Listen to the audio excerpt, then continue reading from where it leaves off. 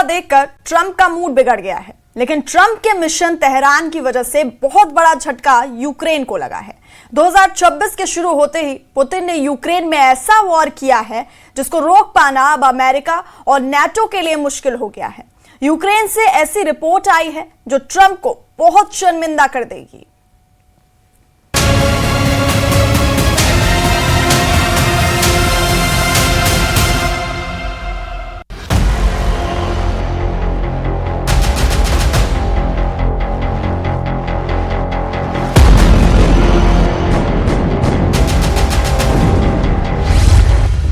दो 2026 में ज़ेलेंस्की को पहला बहुत बड़ा झटका लग चुका है। यूक्रेन में ट्रंप और नाटो को हराने वाली सबसे बड़ी वार्निंग जारी हो गई है।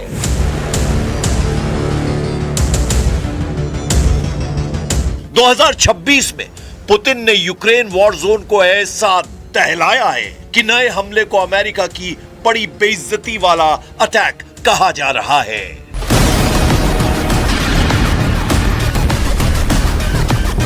रूस ने यूक्रेन का एक और F-16 मार डाला है। यह दावा रूस की मीडिया ने किया है।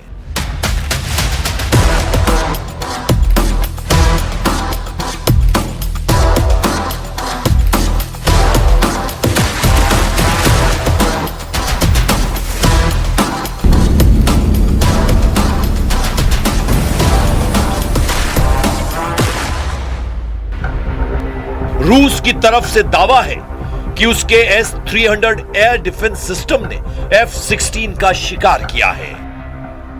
F-16 यानी वो फाइटर जेट जो अमेरिका की मर्जी के बाद बहुत भरोसे के साथ ज़ेलेंस्की को दिया गया था।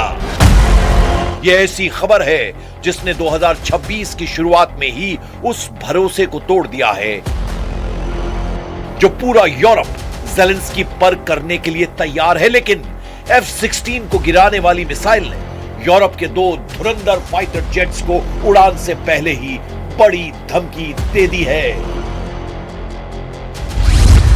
धमकी साफ है कि ज़ेलेंस्की को बचाने वाला कोई नहीं बचेगा, चाहे वो अमेरिका का F-16 हो या फिर फ्रांस का रफाल या फिर स्वीडन का ग्रिपेन। पुतिन सबको चुन चुन कर मारेंगे। ये तीनों लड़ाकू जहाज इस वक्त व्लादिमीर पुतिन के टारगेट पर हैं। पुतिन बता रहे हैं कि एक एक विमान को उनका एयर डिफेंस सिस्टम तबाह कर देगा।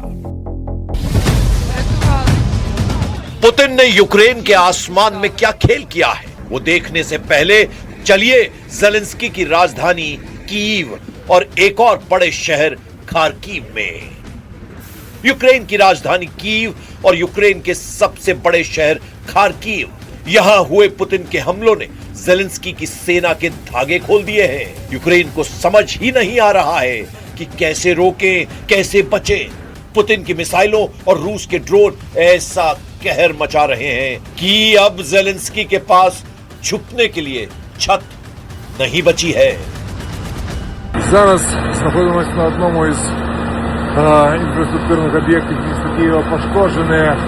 Наші комунальники працюють і вдень і вночі для того, щоб усунути пошкодження, для того, щоб надати теплопостачання. Складна робота.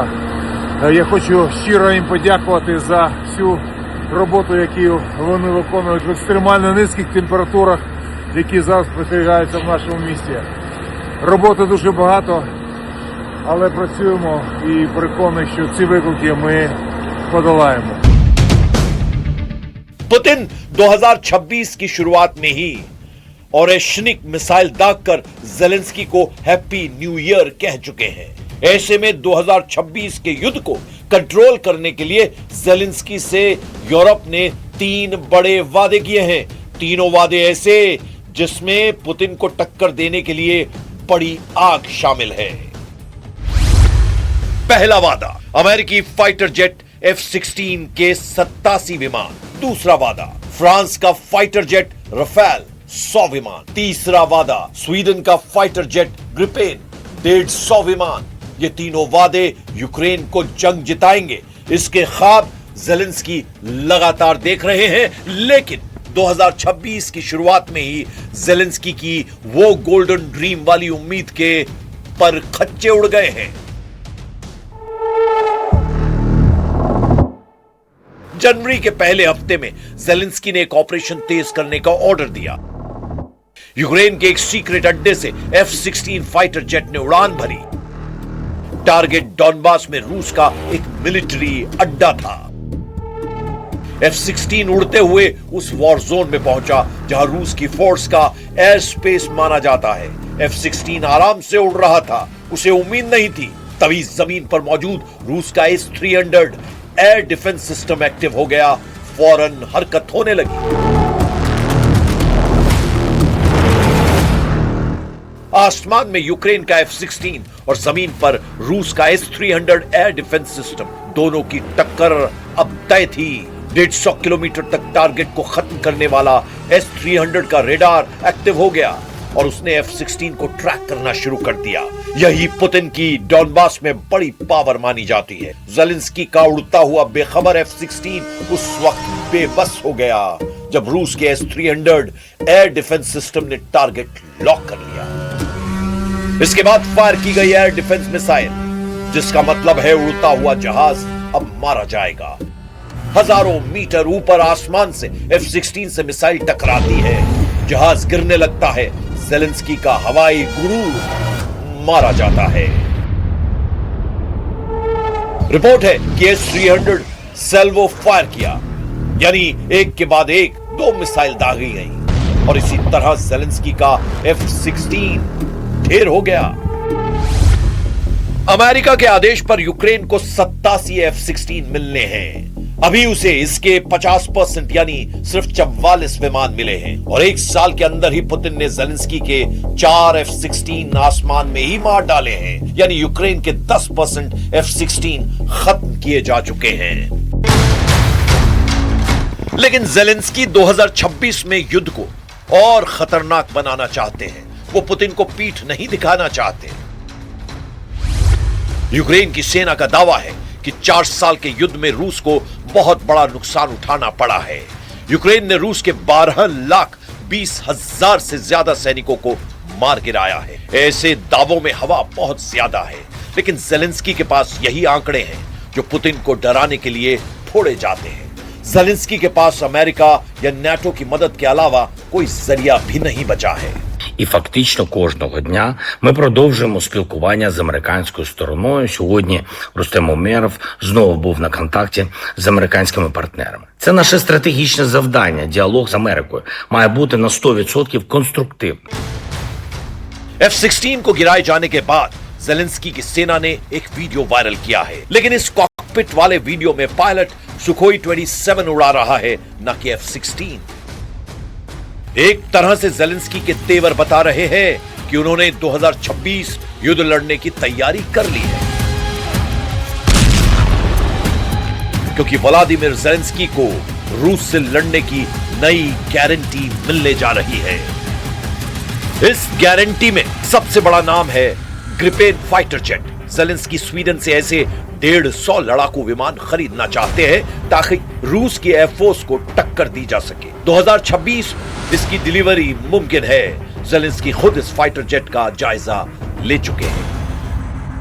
ग्रिपेन एक चौथी पीढ़ी का लड़ाकू विमान है जो एक इंजन से चलता है।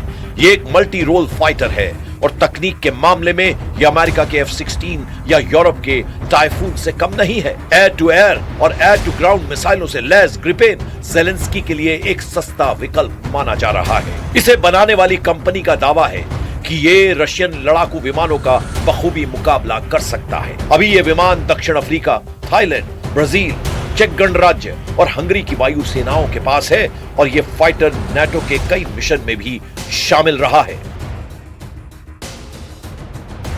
ज़ेलेंस्की की बाजुओं को मजबूत करने के लिए डोनाल्ड ट्रंप न सही तो यूरोप सही, यूरोप के कई देशों ने अपने हथियार गोदाम खोलने का फैसला किया है। पुतिन से और लंबा युद्ध लड़ने के लिए अब यूरोप ने यूक्रेन को कांटेदार हथियार सप्लाई करने की तैयारी कर ली है। इसमें ब्रिटेन है, इसमें फ्रांस है और इसमें जर्मनी है। ये तीनों देश कह रहे हैं कि हमें किसी भी इमरजेंसी के लिए तैयार रहना होगा। इनमें भी केयर स्टार्मर और इमैनुअल मैक्रोन सबसे ज्यादा सक्रिय हैं, जबकि जर्मनी ने कहा है कि वो यूक्रेन में सेना नहीं भेजेगा। इटली की प्रधानमंत्री जॉर्जिया मेलोनी ने भी साफ कहा है कि वो यूक्रेन में फौज नहीं भेजेंगी। हालांकि वो यूक्रेन के बाहर ज़ेलेंस्की की फौज को ट्रेनिंग देने के लिए तैयार हैं। इससे पहले ज़ेलेंस्की फ्रांस को मिराज फाइटर जेट के लिए शुक्रिया अदा कर चुके हैं। दरअसल ये वो फाइटर जेट है जिन्होंने खत्म हो चुकी यूक्रेन की वायुसेना में नई जान फूंकी है। और अब ये विमान लॉन्ग रेंज वाले बम और मिसाइलों से रूस की सेना पर लगातार हमले कर रहे हैं। इस वक्त यूक्रेन की हालत बहुत ज्यादा खस्ता है, क्योंकि पुतिन के ड्रोन और क्रूज मिसाइल अटैक ने कीव समेत यूक्रेन के कई शहरों में अंधेरा मचा दिया है। पुतिन की सेना अब यूक्रेन के उन ठिकानों पर हमला कर रही है जहां से बिजली सप्लाई होती है।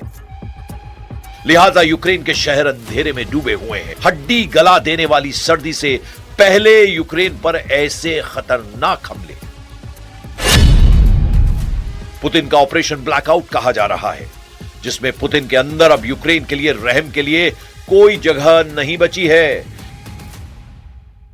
इसी ऑपरेशन ब्लैकआउट को टक्कर देने के लिए ज़ेलेंस्की अब लॉन्ग रेंज वाले हथियार चाहते हैं, ताकि रूस के ऐसे ठिकानों पर जवाब दे सकें जहां से पुतिन यूक्रेन पर लंबी दूरी के अटैक लॉन्च कर रहे हैं।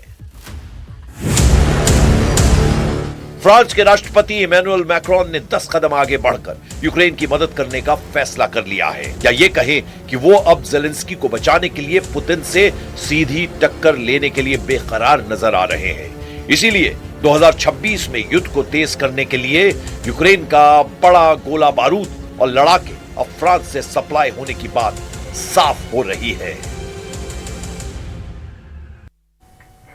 और खास रिपोर्ट में फिलहाल के लिए इतना ही। बने रहिए हमारे साथ, देखते रहिए न्यूज़ 18 JKLH। नमस्कार।